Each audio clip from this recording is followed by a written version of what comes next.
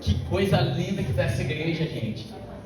Meu Deus do céu, que coisa linda. Cada vez que eu vim aqui tem uma coisa diferente, coisa nova, mais bonita, mas principalmente é a presença do Senhor aqui. E cada vez eu tenho visto isso crescer. Isso tem crescido não só em relação às questões físicas, mas principalmente eu vejo as pessoas recebendo isso. E isso alegra demais o meu coração, demais, demais, demais. Muito obrigado por você ter vindo aí nessa noite. E quando a gente esteve aqui no Evangramado, fazendo um trabalho, uma imersão sobre os 5 ministérios, e todas as vezes que eu venho para cá, eu não tenho outro lugar a não ser vir aqui e estar com o Marcelo. Né? Às vezes só para tomar um chimarrão, né, Marcelo?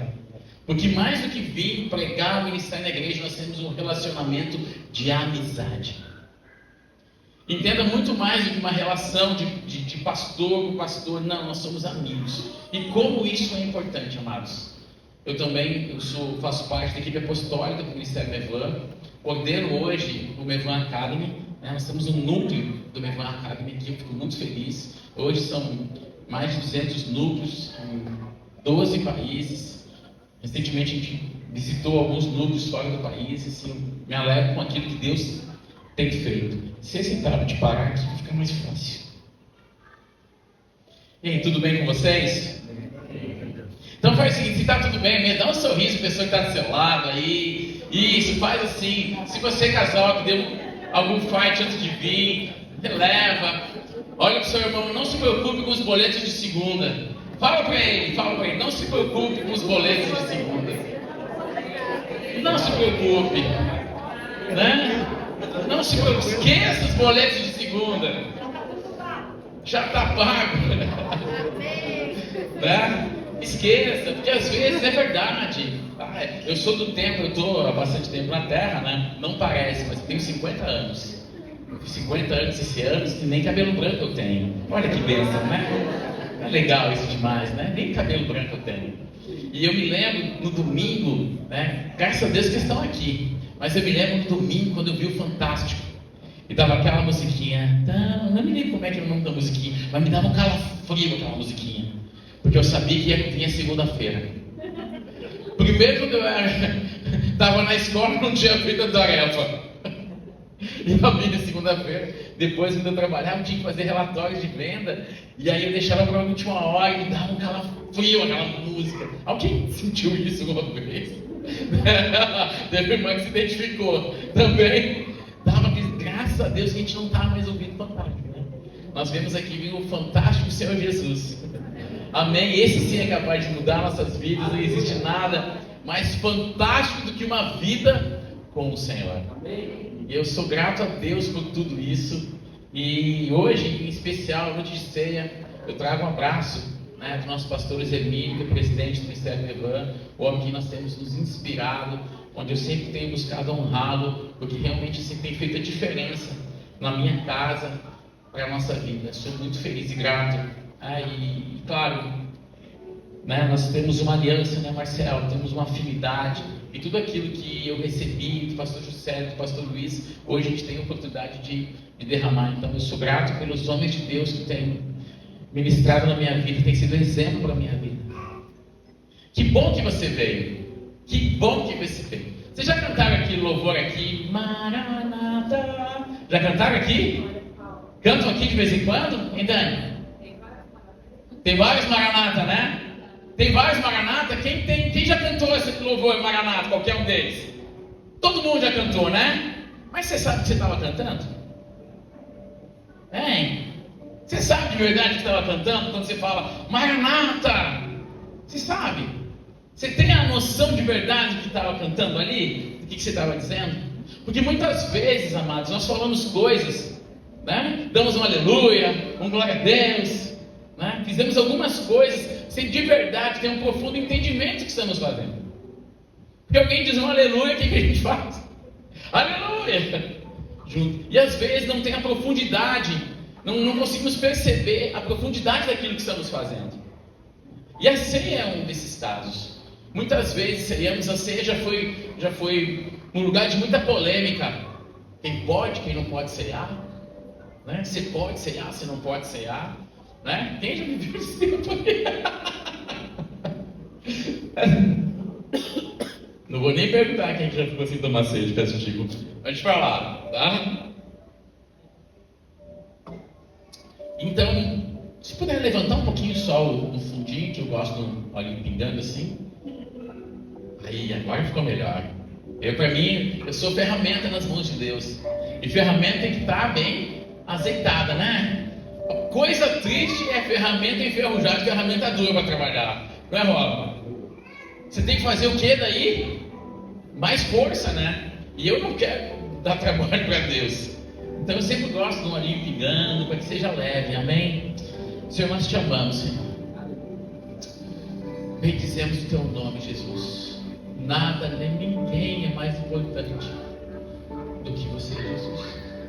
Eu me rendo a ti mais uma vez nessa noite, Jesus. Eu oro, Jesus, para que derrame, Jesus, sobre nós a tua compreensão. Espírito Santo, eu me rendo, Espírito Santo. Eu me rendo, Espírito Santo. Eu confesso que eu não consigo ministrar com profundidade aquilo que tu colocaste no meu coração, Espírito Santo. Eu dependo de ti, Espírito Santo. E eu oro que assim como foi em Atos 2 do Pentecostes, onde cada um recebia conforme a sua língua, que cada um nessa noite receba, Senhor, segundo a sua posição cognitiva, Senhor, e cada um receba conforme o seu entendimento, conforme a sua compreensão, Senhor. Espírito Santo, fala com eles dentro da sua medida.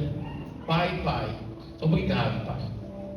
Nós jamais vamos conseguir compreender esse amor, mas nós queremos vivê-lo. Nós te amamos, Senhor.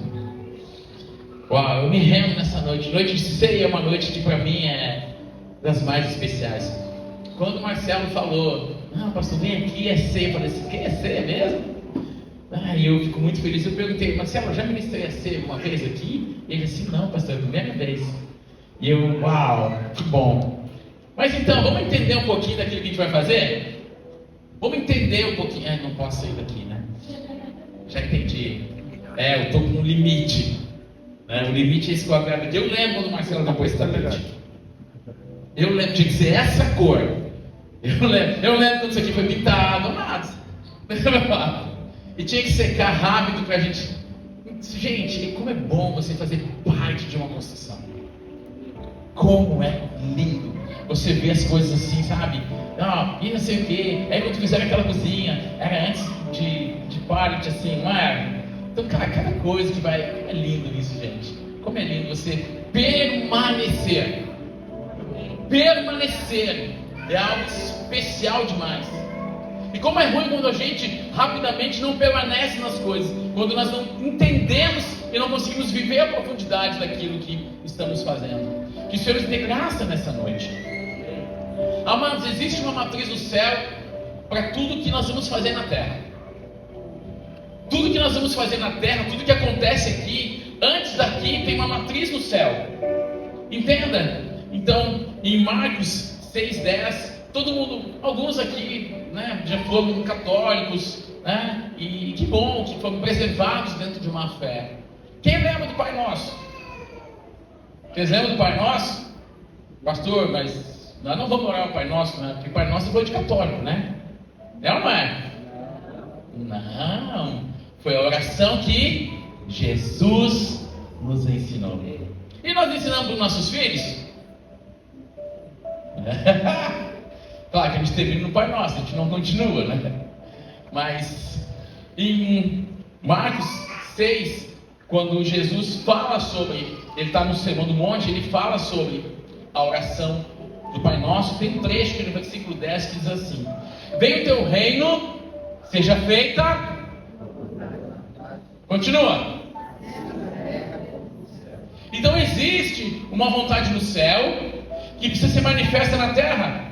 Existe uma imagem do céu que precisa ser refletida na terra. Quando o Senhor Deus fez o homem, Ele disse, façamos o homem a nossa imagem e semelhança. Então existe uma imagem no céu que precisa ser multiplicada na terra. Quando nós fizemos aquela vez o seminário de paz, quem é que lembra disso? Quem é que estava aqui? Lembra que nós falamos sobre a família do céu e a família da terra? Então existe uma matriz no céu para tudo que é feito na terra. Então, quem é casado aqui tem a coragem de levantar a mão? Para eu te ver? Olha, glória a Deus. Glória a Deus. Então, da onde que Deus tirou, da onde que vem esse negócio de casamento? Da onde que o Senhor tirou isso que hoje nós viemos no altar, né, declaramos nossos votos com a nossa esposa, e ali firmamos uma aliança com ela, uma aliança de fidelidade, uma aliança de honra, uma aliança de amor, uma aliança de proteção, uma aliança de provisão. Então tudo isso, existe uma matriz no céu, que hoje é refletida aqui na terra. É isso que nós precisamos viver. Então se eu entendo as coisas do céu, eu consigo vivê-las na terra. Amém? Então existe um modelo, existe um padrão. Então eu não consigo viver as coisas terrenas sem olhar para as coisas divinas. Senão o meu padrão de viver as coisas é dentro da terra. E tudo que vem da terra é hoje contaminado por causa do pecado. Amém? Então eu preciso olhar para o céu, eu preciso olhar para a matriz de todas as coisas. Porque quando você quer saber se alguma coisa é verdadeira, você tem que olhar para aquilo que é original, para aquilo que você sabe que é o original. Amém? Então o casamento, o original que Deus usou para o casamento, certo? Que hoje nós vivemos na terra, que hoje eu e você vivemos um casamento. A matriz disso, o original disso, veio de um casamento de Jesus com a sua igreja. Vamos ver isso? Está lá em Efésios, capítulo 5, no versículo 22. Efésios 5, 22. Esposas, sujeite-se cada um ao seu marido como ao Senhor. Está aí que algumas esposas têm dificuldade de se sujeitar ao seu marido, de estar trabalhando junto com o seu marido, porque não se sujeita ao Senhor. Pois o marido é o cabeça da esposa, como Cristo é o cabeça da igreja. Ele é o salvador de seu corpo, a igreja. Assim como a igreja se sujeita a Cristo, também vocês, esposas, devem se sujeitar em tudo ao seu marido. Maridos, ame cada um a sua esposa, como Cristo amou a igreja. E ele entregou a sua vida por ela. Repete comigo: entregou a sua vida com ela? Entregou. Isso. Guarda isso no seu coração, né? Faz um recorte, guarda isso. Entregou a sua vida por ela. Efésios agora 5:31, está lá no final. Por isso o homem deixa o pai e mãe e se une à sua mulher, e os dois se tornam um só. Esse é um grande mistério, mas ilustra a união entre Cristo e a igreja. Portanto, volto a dizer, cada homem deve amar a esposa como ama a si mesmo, e a esposa deve respeitar o marido. Amém? Aqui é claro que Deus não manda entender a esposa, porque Ele não quer que a gente faça algo que é impossível. Ele manda só amar. Entende? Ele só manda amar, entender jamais. Ele não quer que a gente consiga algo que é impossível. Entende? E é verdade, marido. Você concorda comigo? Porque entender não dá. Porque você chega e pergunta para ela assim: amor, você está com fome? Não estou com fome. Aí você pede alguma coisa para comer, o que ela faz? O que ela faz? Desculpa, eu pensei que isso foi só em Santa Catarina. O que ela faz? Me dá um pedaço. Mas você não quis.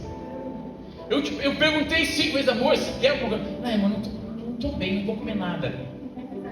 É só você dar a primeira mordida, aquele zoinho assim, ó. Nem chegou, já sai, amor, você me deu uma fome. É coisa de 15 minutos o ser humano muda. Dá para entender um negócio desse? Dá para entender? Não, então só tem que amar. É isso aí, maridos. Tem que amar, ponto, acabou. Certo? Tem que amar, só isso. Porque se procurar entender, você vai ficar louco. E eu parei de procurar entender minha esposa. Obrigado pelo seu amém tão empolgado, minha esposa. Entenda, mas existe uma matriz no céu. Da onde que Deus tirou o casamento? Aqui está claro. Quando Paulo está falando sobre o casamento do marido e da esposa, na verdade ele está falando do quê? Mas eu não falo sobre o meu esposo, eu falo sobre Cristo e a igreja. Então tem uma conexão entre o casamento meu com a Fábio e o casamento de Cristo com a igreja. Amém? Quem é a noiva de Jesus? Quem é a noiva de Jesus? Você sabe quem dizer? Quem é? A igreja. A noiva de Jesus é a igreja. Amém? E nós estamos aonde?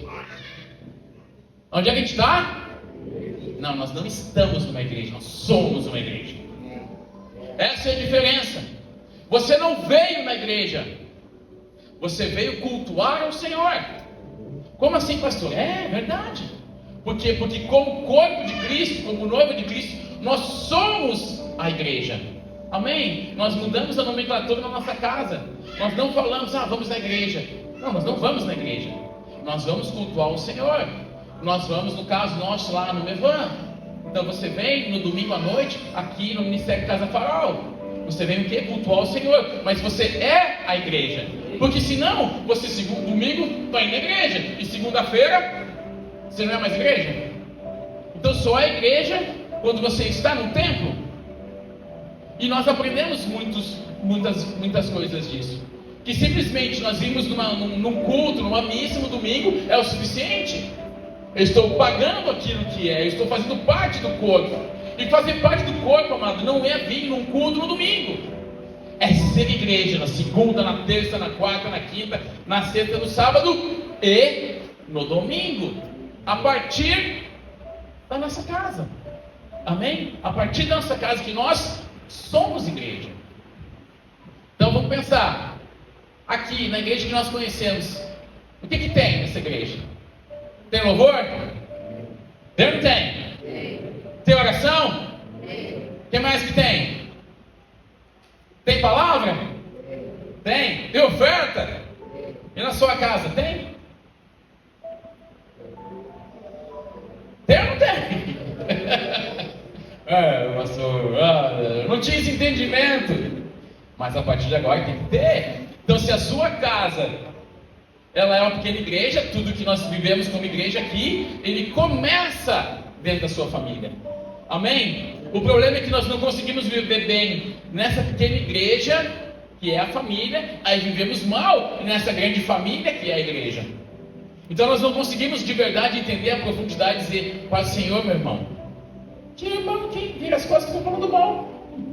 Não estou dizendo que irmão não faça isso, né? Mas nós precisamos ter uma profundidade maior em relação às coisas. Então, da onde que o Senhor tirou esse negócio de casamento? Foi do casamento de Cristo com a igreja. E a ceia, ela tem muito a ver com isso. Vamos ler Mateus 26. Mateus 26, 26.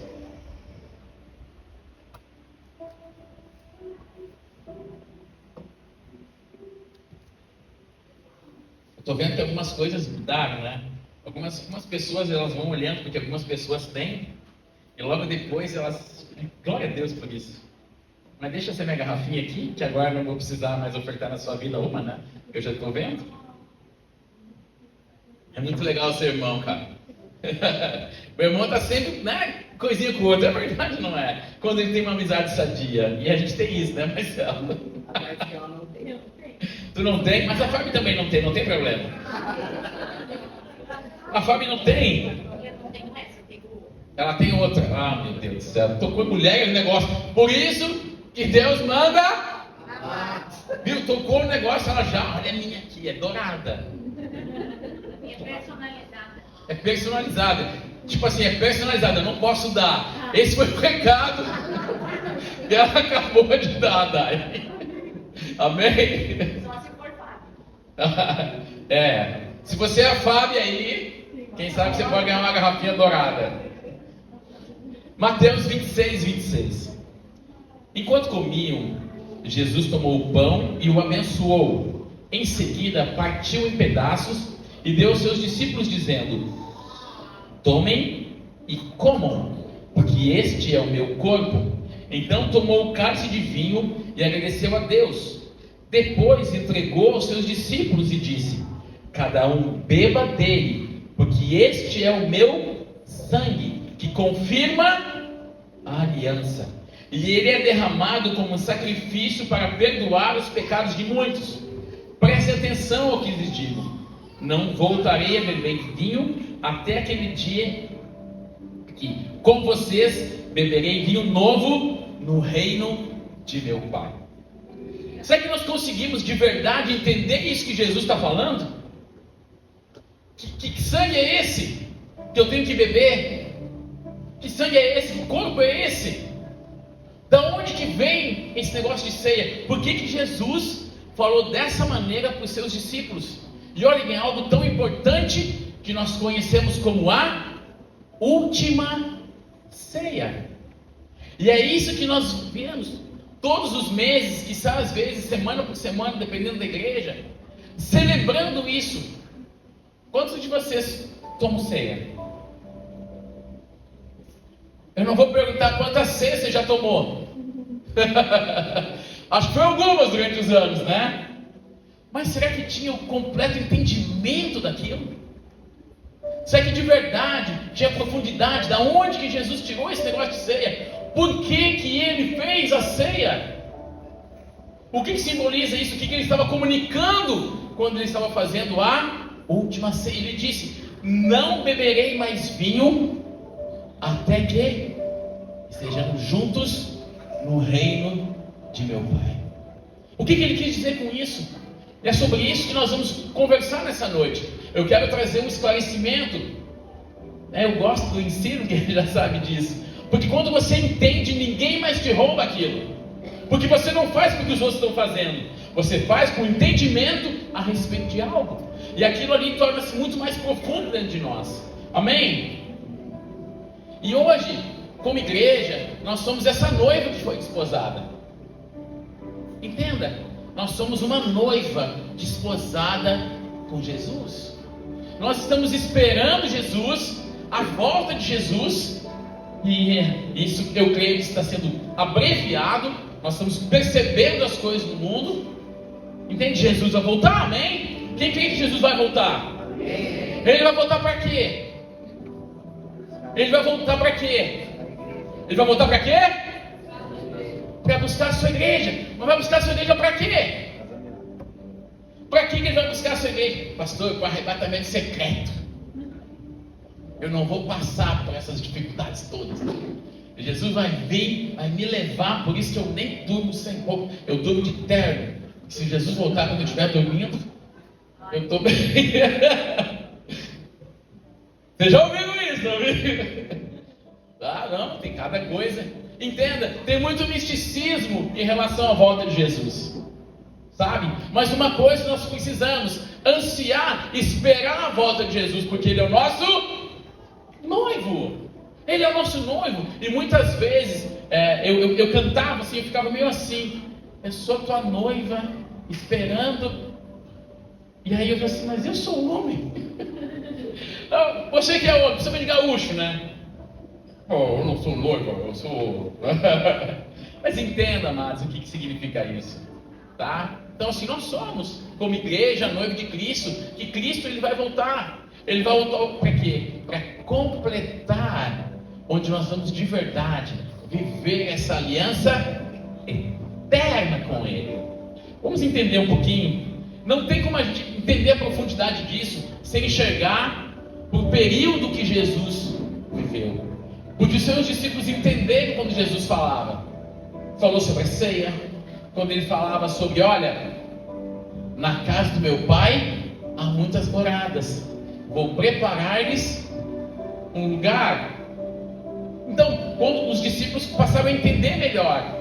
Só que não temos como entender, porque a nossa cultura ocidental ela está longe da cultura judaica, onde Jesus, a propósito, Jesus era judeu. Sabia? Nós devemos orar por Israel. Ore pela paz de Israel, porque haja também prosperidade entre vós. Amém, amados? Então, Jesus era judeu, então nós temos que olhar como era o casamento judaico na época. Porque quando Jesus está falando sobre o marido e esposa, ele está falando de um casamento dentro da época que ele vivia, do contexto que ele vivia. E quando eu fui pesquisar sobre isso, uau, abriu um entendimento gigantesco para mim. Você quer saber como é que é? Gente, é uma das coisas mais românticas que eu já vi, tá? Quem não está casada aqui ainda? Quem deseja casar? Levanta a mão. Quem deseja casar, já baixou a mão rápido, né? Quem? As mulheres aí que sonham com casamento. Aí é isso aí, ó, tá? Agora, que tipo de casamento vai ser esse? O que se espera desse casamento? Gente, a visão sobre o casamento talvez mude, sobre essa questão. Então, primeiro, o porquê desposados? Jesus, ali, ele estava desposando. Depois, quando ele voltar, ele vai consumar esse casamento. Mas vamos enxergar como é que era o casamento judaico. Era assim, na época depois da idade do rapaz casar, então o que acontece? Ele ia com seu pai até o vilarejo, até a cidade, e ele ia encontrar uma noiva. Está solteiro na casa do pai, e aí ele vai com o pai procurar uma noiva. E aí ele fica lá, né? Daqui a pouco, é aquela. Identificou, é aquela minha noiva. Pai, me interessei por aquela, pai. É aquela lá, pai. Tá? A propósito, mulheres, tesouros são encontrados. Não saia atrás de ninguém. Amém? Você é um tesouro. Você é para ser encontrado. Alguém pode dizer, mas pastor, eu devo estar muito escondido. Porque até agora não apareceu. Guarda aí, minha irmã. Fica guardada no Senhor. Tá? Então o que acontece? Aí o pai ia com o filho encontrar essa noiva. E daqui a pouco ele falou assim, é aquela. E aí eles iam fazer o quê? Eles iam conversar com o pai da noiva. Eu gosto dessa parte. Como gostaria que fosse assim de novo. Então, ele vai conversar com o pai da noiva e ele vai acertar um preço por aquela moça. Quem lembra do dote? Quem já ouviu falar em dote? Porque quem lembra, a gente vai. Mas quem já ouviu falar em dote? O que era o dote? Tá? O dote é um valor, um presente, algo que o noivo dava para o pai da noiva. E isso vem de uma tradição judaica, certo? Porque o que acontece? Então ele acertava um preço por aquela noiva. Mas como assim um preço, pastor? Ela estava à venda? Não é isso, amados. Entenda. A mulher, o rapaz, ele não saía da casa do pai. Ele trabalhava junto. Mas a moça, ela quando casa, ela faz o quê? Ela sai da casa do pai. O filho continua trabalhando nas terras do pai. Mas a moça não. Ela sai e ela vai fora. Então, aquela família, aquele homem, ele perdia uma força de trabalho. Entende? Ele perdia aquela moça que ajudava em casa, que fazia tudo isso, e não vai ter mais. Porque essa moça vai fazer isso aonde? Em outra casa. Então, de certa forma, né, era uma compensação por aquela força de trabalho que saía da casa. Amém? Então, detalhe, então ele acertava um valor por aquela moça. Só que detalhe, o noivo tinha prazer em pagar um valor alto por ela. Se fosse hoje, ele ia pedir desconto. Dá para negociar?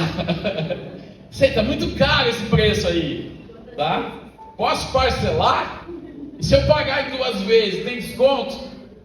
Posso pagar no cartão?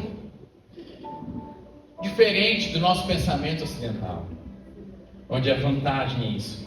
O noivo, ele tinha prazer em pagar um valor alto, porque estava demonstrando o valor que aquela mulher tinha para ele. Olha que coisa linda. Então ele tinha prazer de pagar um valor alto, porque ele estava fazendo parte do quê? Do amor que ele tinha por ela. Agora pensa você, mulher, uma pessoa dando um valor muito elevado, pagando. Olha, essa é pelo menos uns 10 milhões de dólares. Uau, como é que você se sente? Que tipo de valor ele está dando para você? Hein? E detalhe, ele está pagando um preço, um penhor. Ele está penhorando, ele está dizendo, olha, está vendo? Esse dinheiro aqui, eu já dou. Quando nós nos casarmos, ele já pagou, entende? Mas ele vai voltar. Então, Como é que funcionava isso? Então acertava o preço, o dote, o preço. E aí só que detalhe, não era assim, ó, comprei a minha. Não é assim. Comprei a minha, paguei a minha, vou levar. Não é assim. Por quê? Porque a noiva precisava aceitar também. Você imagina que tipo de casamento seria esse? Não. A noiva precisava aceitar. E o que acontece? Numa cerimônia pública, o noivo, então, uma festa, certo? Em determinado momento tinha uma mesa e tinha um cálice naquela mesa. E aí o noivo vinha, o noivo bebia do cálice e deixava o cálice sobre a mesa. Se aquela mulher, ela aceitasse, ela também bebia do cálice. O beber do cálice, era o sim para aquele compromisso de casamento. Amém? Quem conhece da Bíblia já está assim, pastor. É um compromisso de casamento. Então, a partir daquele momento, o que o noivo fazia? O noivo voltava junto para a casa do pai, para preparar o lugar onde eles iam viver. Amém? Então ele ia para a casa do seu pai e ele ia construir uma morada, uma casa. Enquanto isso, a noiva ficava esperando a data que o noivo voltasse. Já estão começando a compreender, né, gente? Então o que acontece? Então esse noivo ia lá trabalhando para a casa do pai e essa noiva ficava aguardando ele. Tá? Só que esse aguardar não tinha um prazo certo. Não tinha, daqui a tanto tempo ele vai voltar. Não tinha um prazo certo. Na hora que o pai falasse, filho, pode voltar, pode buscar sua noiva, o filho ia. O filho não se governava, então era o pai. Amém? Então depois que estivesse pronto no momento certo, ele voltava para buscar sua noiva. Só que detalhe, enquanto aquela noiva estava esperando, ela já não vivia mais do mesmo jeito de antes. Por quê? Vamos pensar. Antes ela vivia com um tipo de roupa. Tá? Ela vivia com um tipo de roupa.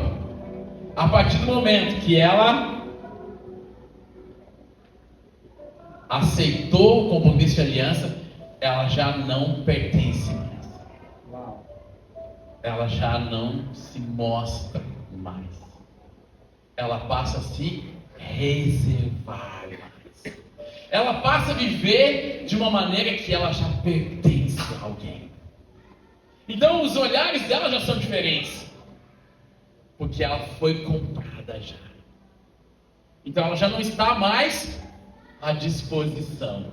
Ela já tem alguém. E ela vive na expectativa dele voltar. E qual é a certeza que ela tem que ele vai voltar? Qual é a certeza? Que certeza ela tem? Ele pode não vir mais, né? Pode ou não pode? Sim ou não? Ele pode não vir. Só que é diferente do nosso pensamento. Sabe qual é a certeza que ela tinha que ele ia voltar? Foi o preço que ele pagou por ela. O preço que ele pagou por ela. Então ela tinha certeza que ele ia voltar. Por causa do preço que ele pagou. Então o que acontece? Então ela passava a viver de uma maneira diferente. Então já se cobria mais, já se cuidava mais, tá? E detalhe, as pessoas quando passavam, olhavam para ela, já viam, opa, aquela ali, não, aquela ali já tem um dono. O comportamento dela, a forma como ela vivia, demonstrava que ela já estava esperando a volta do seu noivo. O comportamento que ela tinha.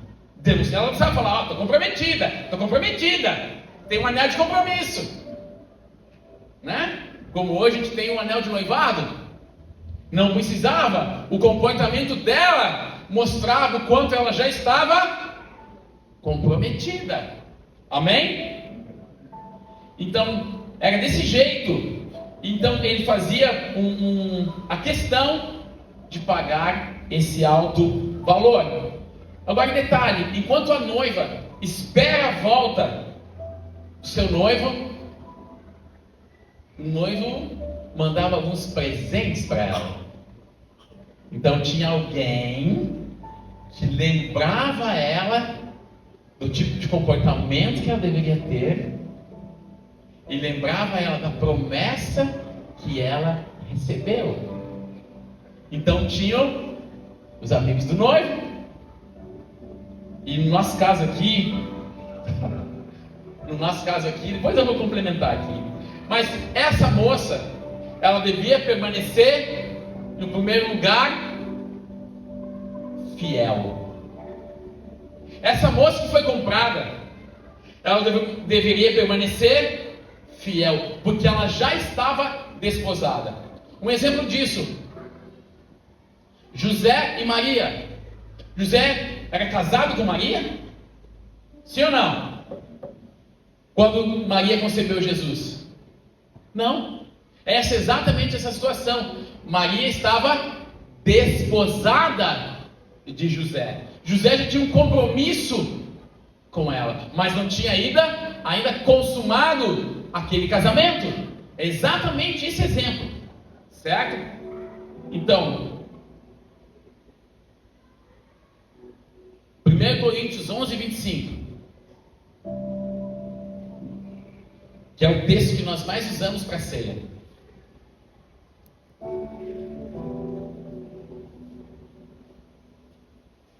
Semelhantemente, também, depois de cear, tomou o cálice, dizendo: este cálice é o Novo Testamento no meu sangue.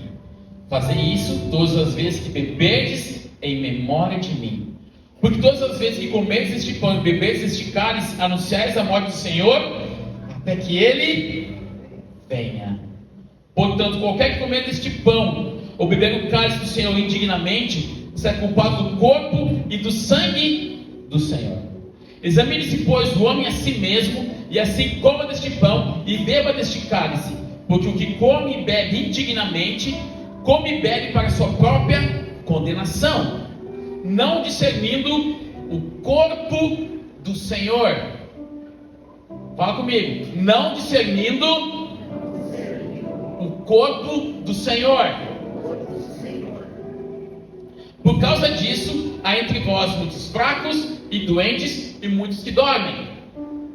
Então, amados, agora está claro da onde que Jesus trouxe para a igreja a ceia. O que simboliza a ceia? A ceia nada mais é Jesus. O cálice que Jesus bebeu, que foi o cálice da sua morte. Entenda? O preço que Jesus pagou pela sua noiva foi a morte. Jesus comprou a igreja com o seu sangue. Olha o preço que Ele pagou por nós. O mais alto preço, que foi a sua própria vida.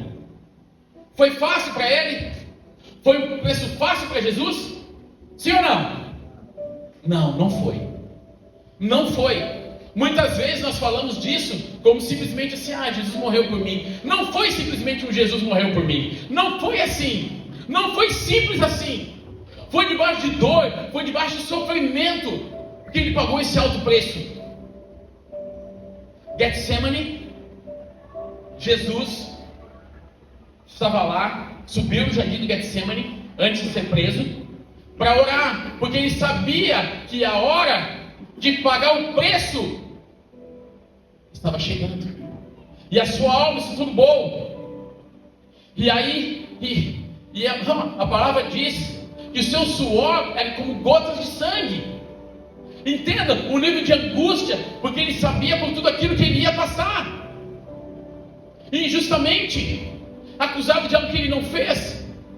E tem coisa pior pra gente do que ser acusado do que algo que a gente não fez? É ou não é, gente?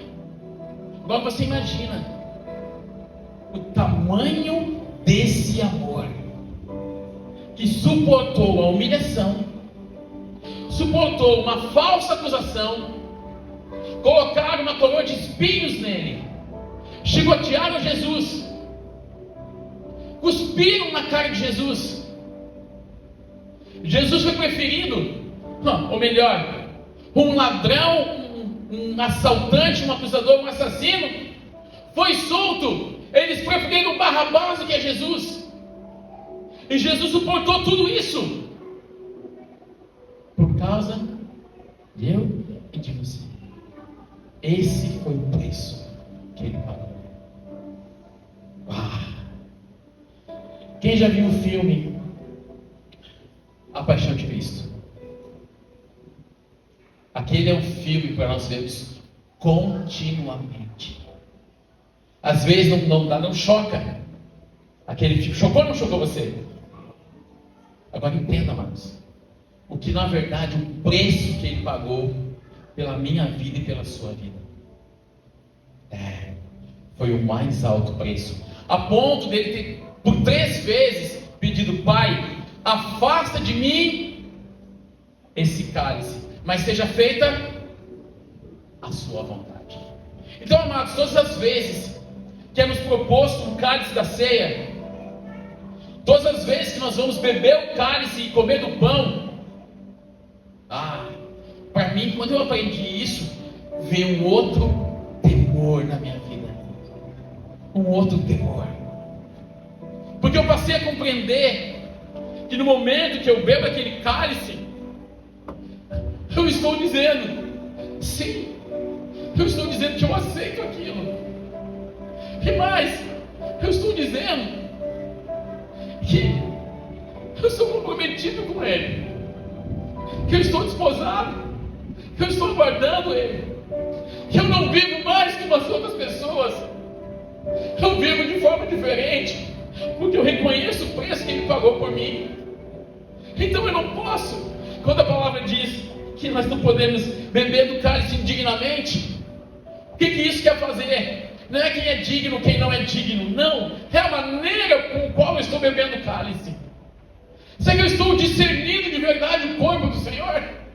Entenda, o discernir o corpo do Senhor é entender o sacrifício que Ele fez por mim, e não viver mais da forma como eu vivia. Muitas vezes a ceia foi a ceia da condenação, onde quem pode e quem não pode beber. Quando eu vi isso, veio outro entendimento acerca da ceia. Então não diz respeito, você não bebe a ceia porque você está bem, não, porque você é perfeito, porque você pode beber do cálice. Não é porque você é digno de beber do cálice, não é isso, não. Eu sei porque eu estou dizendo sim para Ele. Eu reconheço o sacrifício e eu faço parte do corpo. Eu reconheço o sacrifício que Jesus fez por mim.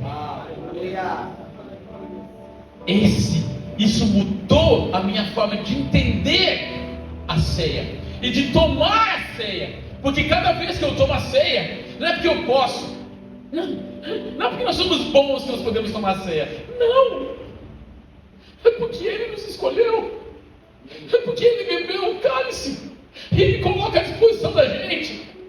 Pois é, beba, você é importante para mim, eu morri por sua causa, você não precisa fazer nada, eu te amei de tal maneira que dei a minha vida por você. Aí nós conseguimos enxergar melhor um versículo que todo mundo fala, que é João 3. Deus amou o mundo de tal maneira que deu seu Filho unigênito para todo que não pereça, mas tenha. É isso, entenda. Então, é um tipo de sacrifício que Jesus fez por mim e por você, o alto preço que Ele pagou. Então não diz respeito a nós merecemos ou não merecemos, se eu sou digno ou não sou digno, é por causa do amor dEle. É por causa do amor dele. É por causa do amor dele por nós. Agora, a partir do momento que eu digo sim, aí, amados, eu não posso viver da mesma maneira. Não parece que inverte tudo?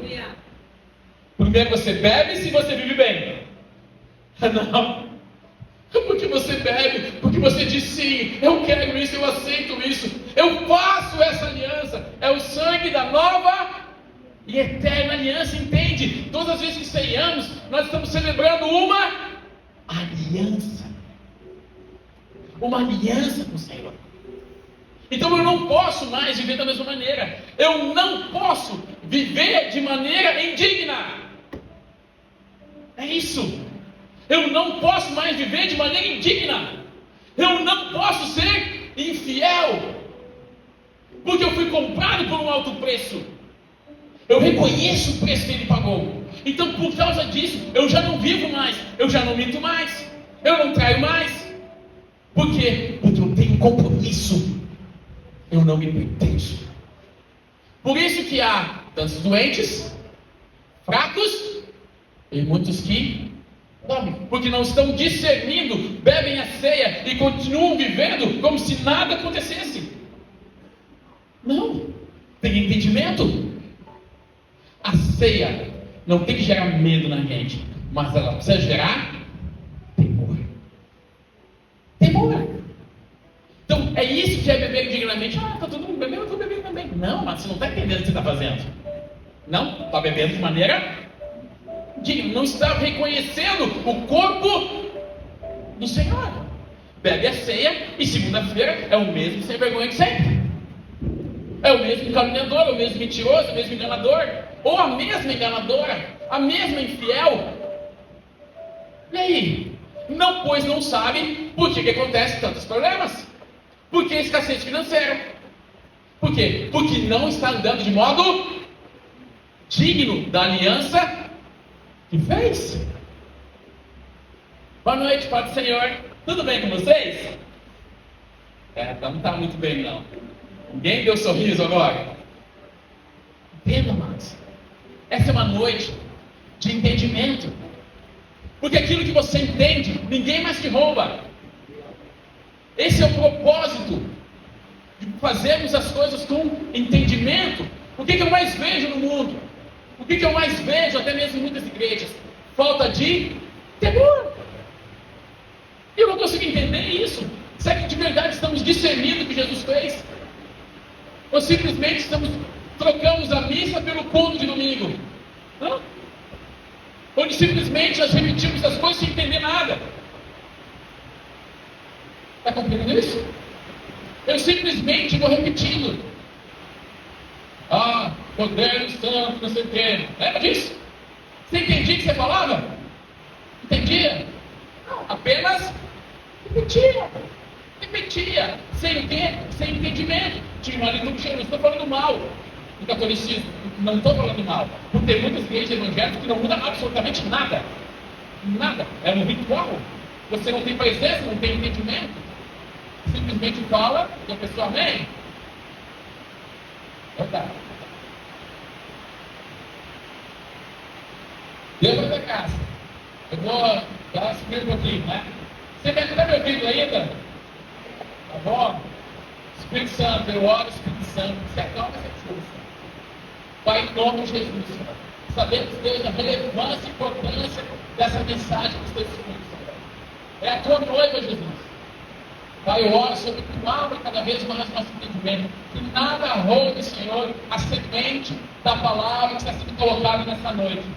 Nada roube, Senhor, o entendimento, Senhor, acerca daquilo que tu queres nessa noite, Pai. Em nome de Jesus. Amém?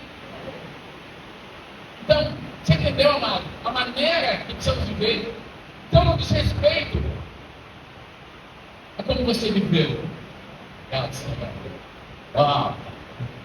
Diz respeito a como você vai viver a partir dessa noite.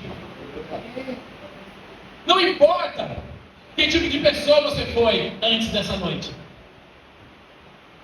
Entenda. Agora, a partir do momento que você ceiar essa noite, entenda o tipo de compromisso que você está fazendo, o tipo de aliança que você está fazendo, reconhecendo de verdade quem Jesus fez. E a partir disso, passa a viver de maneira digna. De maneira digna da aliança que você tem.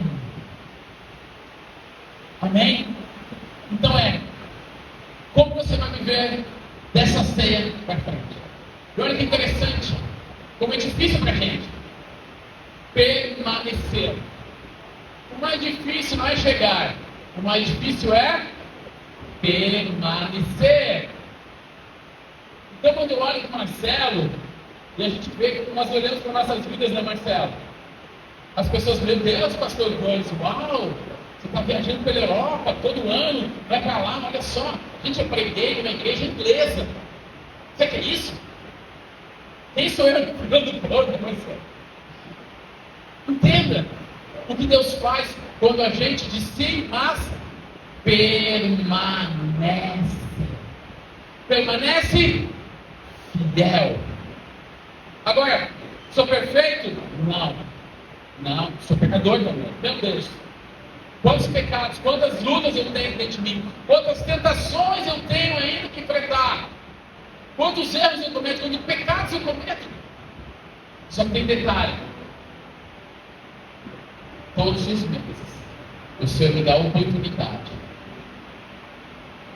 E aí, irmãos, como é que você vai viver o próximo mês? Cara, que coisa linda ser isso. Entenda, Marcelo? Em vez de eu simplesmente tomar aqui e ficar esperando, não. É como se fosse assim: você vai cear hoje. Então você está. Eu tenho que permanecer fiel. Não, na próxima ceia, eu não posso pedir perdão pelos mesmos pecados. Amém? Eu não posso, de novo, pedir perdão por aquilo, o dízimo que eu não dei. Eu não posso pedir perdão pela olhada que eu dei coisa devida. Não posso.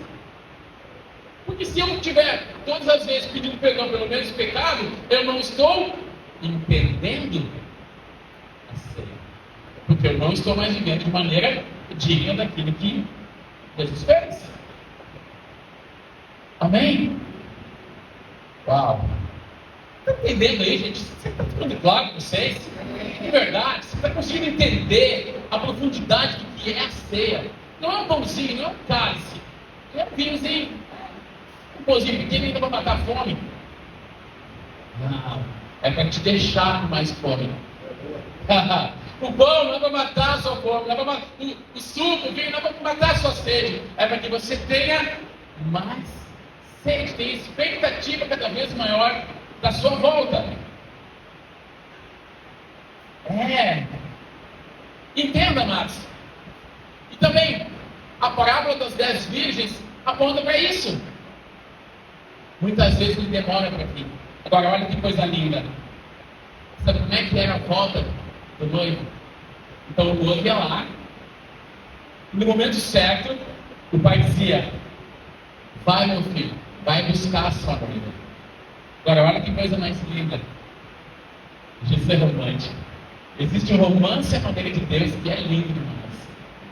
Aí, olha que coisa linda. Aí o noivo vinha.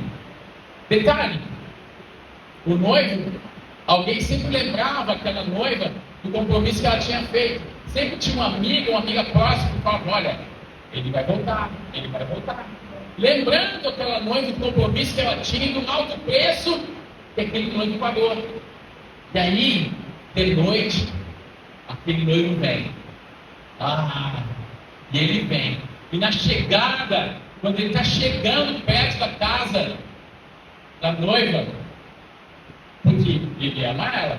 Você imagina, nos dias de hoje, você faz um compromisso, você vai buscar a noiva e ela está com pijama, com camiseta toda feia, está toda desarrumada, nem banho tomou, nem nada.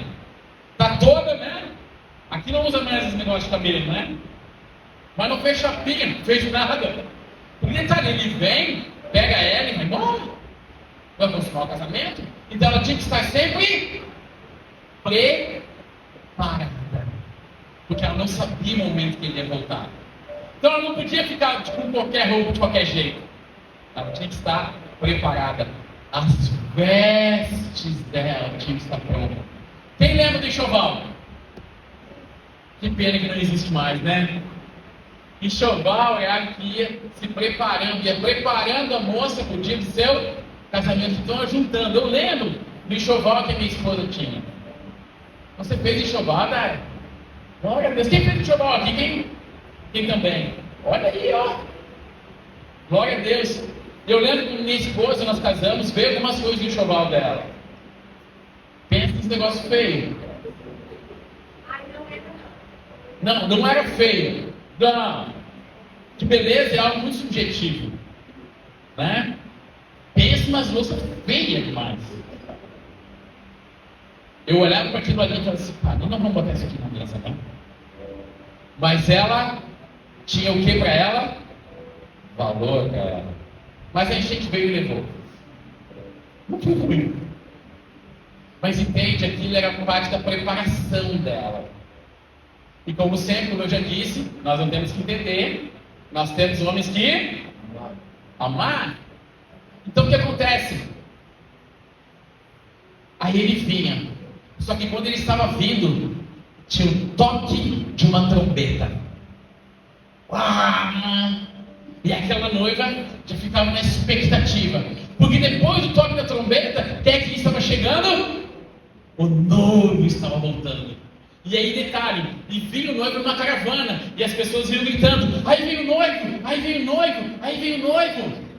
Então o noivo entrava, e geralmente era de noite, porque tinha que ser romântico. Aí o noivo vinha,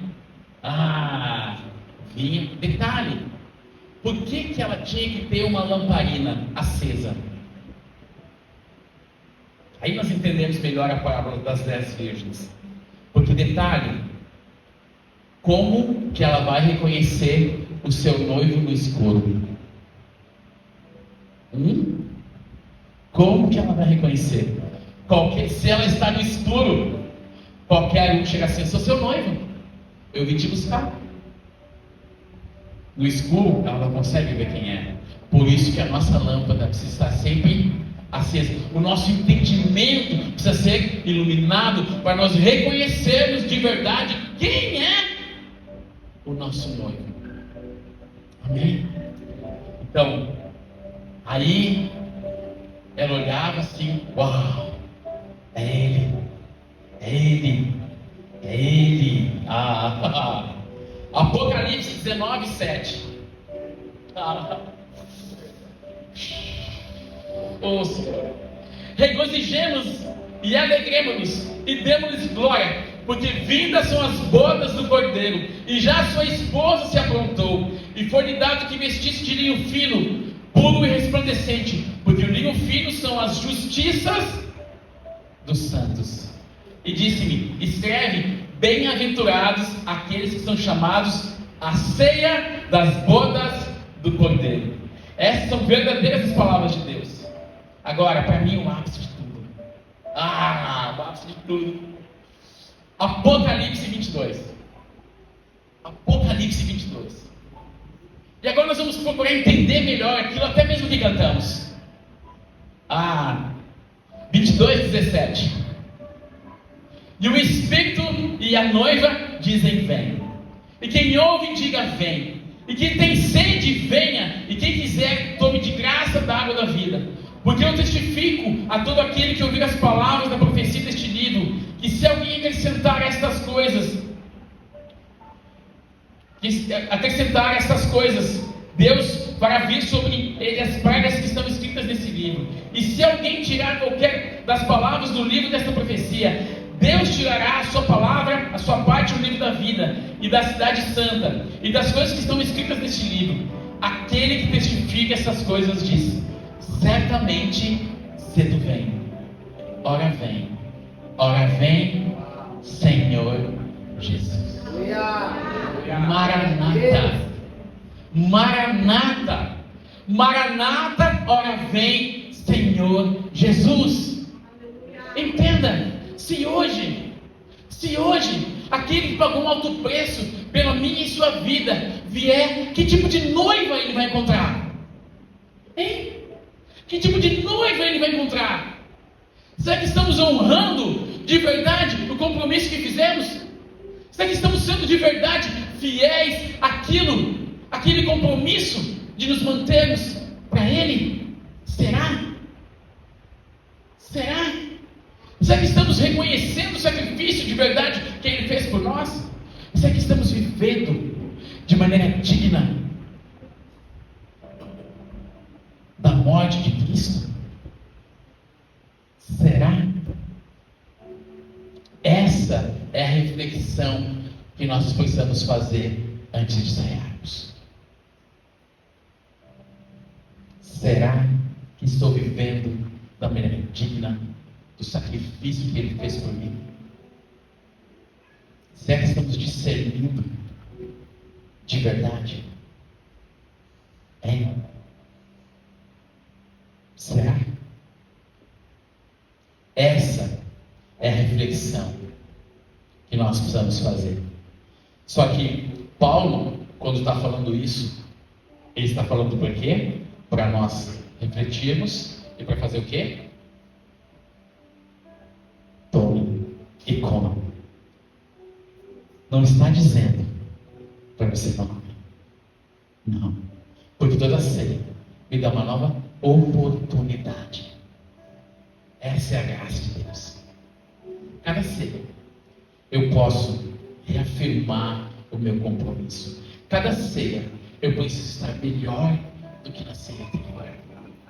É isso. Essa é a graça. Essa é a graça. É esse amor que não importa. Ele nos ama. Ele nos ama. Então ele acredita. Entenda, Jesus crê em mim e em você. Ele crê que a partir desse mês você vai ser diferente. Você vai mudar. A sua forma de andar vai ser diferente. E Ele morreu por isso. Ele crê nisso. Ele permanece fiel, ainda que sejamos infiéis. Mas Ele crê. Mas sabe qual é o problema? Nós falamos, Maranata, hora vem, Senhor Jesus. Quem está ansiando a volta de Jesus? Se amém, aí nós estamos lascados, né? Eu acho que agora as pessoas estão começando a ter mais temor, então. É tipo assim, não volta ainda. Não volta ainda. Porque se você voltar agora, do jeito que eu estou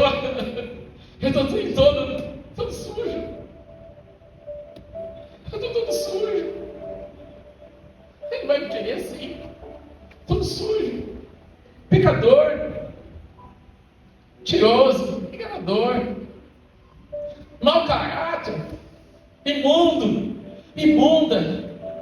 que não honra o marido, que vive reclamando. Será que Jesus quer eu? Será? Ele quer. Ele quer. Você acha que Ele não sabe como nós estamos? Você acha que Ele não sabe? Você sabe o que é amor incondicional? Jesus nos ama de qualquer jeito. A diferença é que no momento que aceitamos isso e não vivemos de maneira digna, sabe quem é que sofre? Somos nós.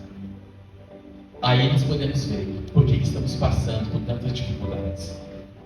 Porque não estamos discernindo o corpo. Maranata, ora vem, Senhor Jesus. Eu anseio a volta dele. Entenda, nós precisamos ter expectativa. Eu gostaria que o louvor viesse aqui. Nós precisamos ter expectativa nisso. Expectativa. Entenda. Eu acho que ainda não. Espera aí, Marcelo vai ministrar a ceia. Marcelo, vem para cá. Eles vão junto? Vem para cá, Marcelo.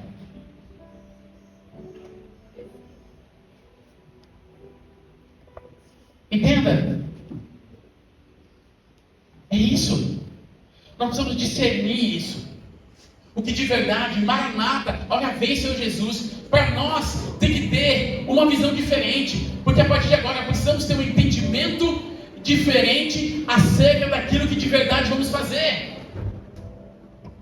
Amados, talvez essa palavra tenha tocado em você. Tipo assim, eu não tinha ideia disso. Entenda, a partir de hoje, esse pão e esse cálice precisa ter um outro significado para a gente. Sabe? No momento, amado, que você pegar o cálice, comer do pão e beber do cálice, primeiro, sinta-se amado. Sinta-se amada. Sinta-se sabendo o preço, o tamanho do valor que Deus tem. O quanto Jesus te ama. O quanto Ele acredita na sua e na minha transformação. Ele tem expectativa na maneira como nós estamos vivendo. E essa é a graça da ceia. Esse é o amor que cada ceia eu digo assim: uau, esse amor eu não consigo entender. Eu não consigo entender. Como que Ele me ama? Como que Ele pagou um preço sabendo o tipo de pessoa que eu sou, o tipo de pensamento que às vezes eu tenho, o tipo de luta que às vezes eu travo? Como que Ele pode me amar sabendo que às vezes eu tenho reações que não são positivas com a minha esposa? Como que às vezes eu luto? Eu luto para viver coisas do Senhor. Às vezes eu não oro como tanto devia. Como? Mas aí eu olho para o amor dele. Ele sabe de tudo isso, mas ele tem expectativa na maneira que eu vou viver. Ele tem expectativa. Entenda, a cada ceia é como se ele fizesse assim, ó. Tá vendo aqui, ó? Ainda que você seja desse jeito, eu te amo. Ainda, não importa como você viveu. O cálice está posto para você, para mim e para você. Agora importa sim como que eu vou viver daqui adiante, desse momento para o outro. Entenda, a ceia precisa ter outro significado nas nossas vidas. A ceia tem duas palavras que hoje gritam dentro de mim em relação à ceia: é amor e temor. Que possamos discernir o corpo e o sangue dessa nova e eterna aliança. Porque Ele virá. Ele virá. Eu tenho expectativa na volta dele. Eu não sei você. Tem alguém que tem expectativa na volta do Senhor? Tem alguém que anseia a volta do Senhor? Então que possamos viver de acordo com essa expectativa, preparados como uma noiva desposada, aguardando a volta do Senhor. Marcelo, a ceia não é um lugar de condenação. Não. A ceia é um lugar de perdão, é um lugar de reconciliação. A ceia é um lugar de aliança. Que possamos ter e entender o amor e termos temor do Senhor, em nome de Jesus. Eu espero, amado, que isso tenha virado uma chave dentro da sua vida, de coração, em nome de Jesus.